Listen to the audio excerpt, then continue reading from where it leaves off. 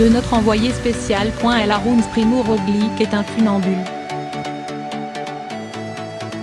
Depuis toujours, le sauteur à ski qu'il fut ne craint ni la pente, ni le vide. Et certainement pas la vitesse. Le Slovène a donc dévalé l'Aubisque.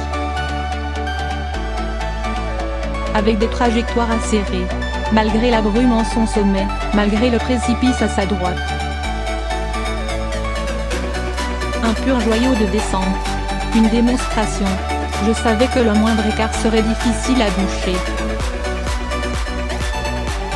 Alors, quand j'ai vu qu'il y avait un trou, j'ai appuyé très fort sur mes pédales, et ça valait le coup, raconte, avec sa bouille de genou, Primo Roglic. Car Tom Dumoulin, sur un fil, a fini par lâcher sa roue. Et tous les autres à sa suite. Une capitulation pour l'étape, que Primo Roglic est allé s'adjuger à la Rhin, après celle déjà remportée l'an passé, et avec éclat, à Serre-Chevalier.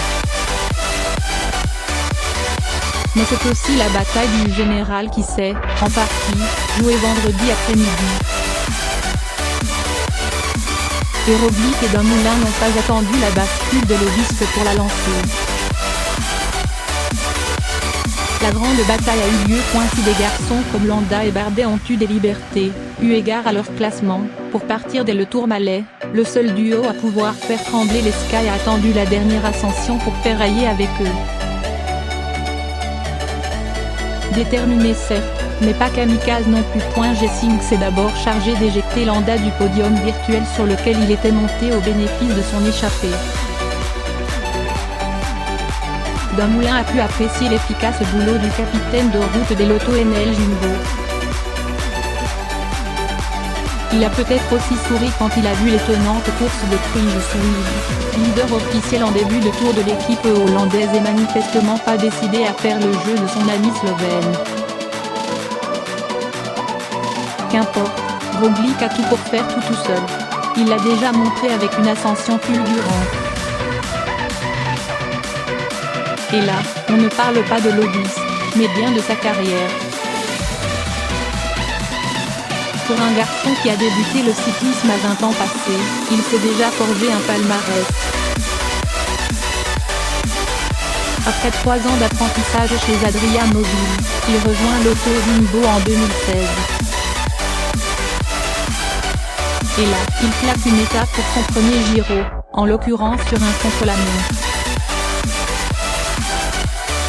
Cette année-là, il finit aussi 7e des championnats d'Europe et 10e des Tours, toujours dans sa spécialité du chrono. Sa carrière est lancée, elle ira crescendo. Star en son pays, Roglic a fait un carton, en juin, chez lui, sur le Tour de Slovénie où il s'est préparé pour sa seconde et grande boucle. Une préparation manifestement efficace.